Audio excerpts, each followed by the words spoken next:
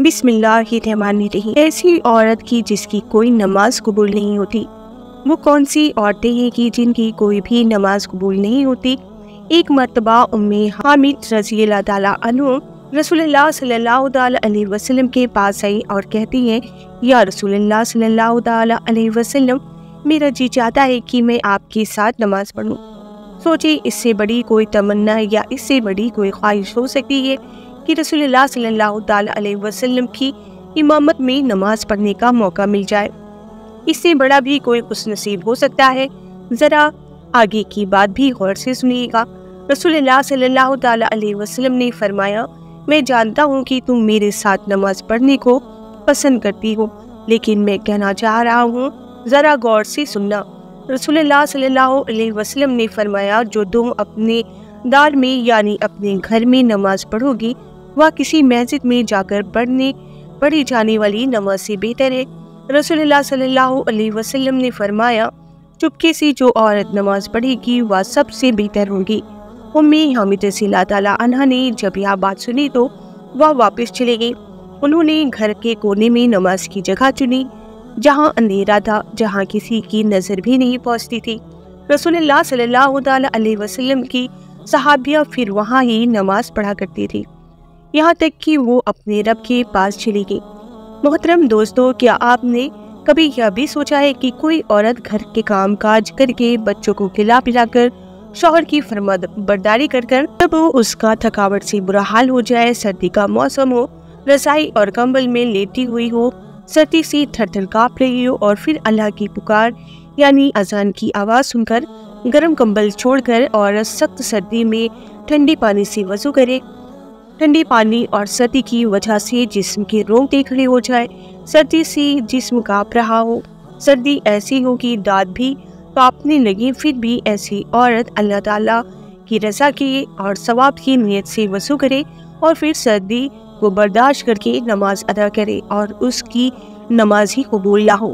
کیا ایسا ہو سکتا ہے؟ جی ہاں، بالکل ہو سکتا ہے، کیونکہ رسول اللہ صلی اللہ تعالیٰ علیہ وسلم نے فرمایا تھا، جو عورت جوان ہو جائے جب تک سر پر دوپٹہ نہیں، اس کی نماز قبول نہیں ہوتی، اور آپ نے یہ بھی فرمایا کہ جو اپنے بالوں کو نہیں ڈھکتی، اس کی بھی نماز قبول نہیں ہوتی۔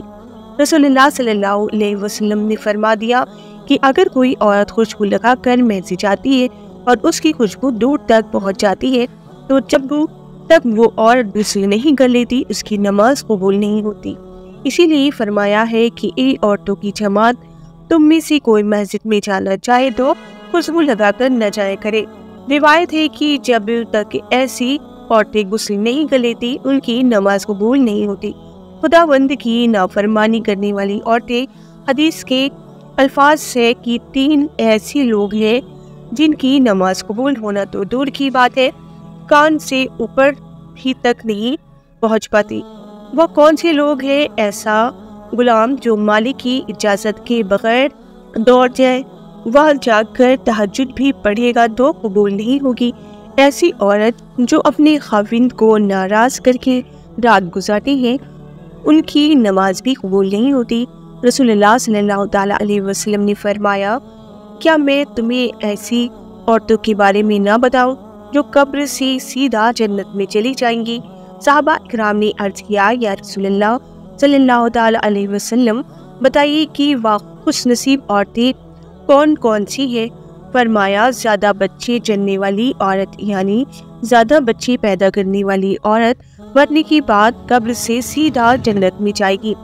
پھر فرمایا، جب شوہر ناراض ہو جائے تو شوہر کو جلدی راضی کرنے والی عورت، جب شوہر ناراض ہو جائے تو شوہر کے ہاتھوں میں ہاتھ رکھ کر جو بیوی کہتی ہے، اے میرے سردار، جب تک آپ راضی نہیں ہوں گے میں کھانا نہیں کھاؤں گی، جب تک آپ راضی نہیں ہوں گے میں پانی نہیں پیوں گی، جب تک آپ راضی نہیں ہوں گے میں بناؤ سنگھار نہیں کروں گی، جب تک آپ راضی نہیں ہوں گے میں اس وقت تک اپنی آنکھوں میں کاجل یا سرما ہرگز نہیں لگاؤں گی۔ وہ عورت جو اپنے شوہر کے ساتھ ٹوٹ کر محبت کرتی ہے، ٹوٹ کر پیار کرتی ہے، اللہ اور اس کے رسول کی رضا کے لیے اپنے شوہر کی عزت کرتی ہے، ادب کرتی ہے، احترام کرتی ہے، شوہر کی خامیاں دوسری عورتوں کے سامنے بیان نہیں کرتی، ہمیشہ شوہر کی تعریف ہی بیان کرتی رہتی ہیں۔ فرمایا وہ نمازی عورت، قرآن مجید پڑھنے والی عورتیں، شریعت پر پابندی سے عمل کرنے والی عورتیں مرنے کے بعد قبر سے سیدھا جنت میں چلی جائیں گی۔ رسول اللہ صلی اللہ تعالی علیہ وسلم نے فرمایا عورت اللہ تعالیٰ کی بہترین مخلوق میں سے ایک مخلوق ہے، مرد کے لیے یا ایک خاص نعمت ہے، انسانیت کے لیے یا اللہ کا ایک احسان بھی ہے۔ اسلام نے عورت کو ایک بلند مقام دیا ہے۔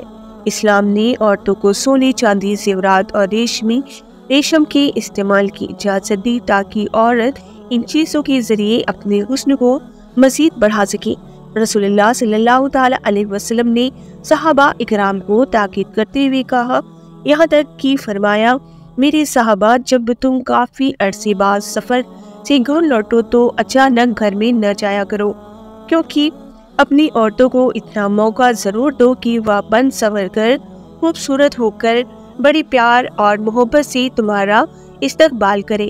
مگر ان سارے کاموں کے لیے اسلام نے ایک شرط بھی رکھی ہے کہ عورت بناؤ سنگھار کر کے مارکیٹ کی زینت نہ بنے، عورت بن سنور کر بازاروں کی رونق نہ بڑھائے، عورت اپنے آپ کو مزید بناؤ سنگھار کرے مگر صرف اپنے شوہر کے لیے اور اپنے شوہر کو دکھانے کے لیے بناؤ سنگھار کر کے غیر محرم مردوں کے سامنے پیش نہ ہو، کیونکہ ایسا کرنے سے اللہ تعالیٰ ناراض ہوگا۔ اللہ تعالیٰ سب کو اپنی رحمت نصیب فرمائے اور سب کی عبادت کو قبول فرمائے، آمین۔ اگر آپ کو ویڈیو پسند آئی ہو تو ہمارے چینل کو ضرور سبسکرائب کر لیں اور ویڈیو پسند آنے پر لائک ضرور کریں۔ اللہ حافظ۔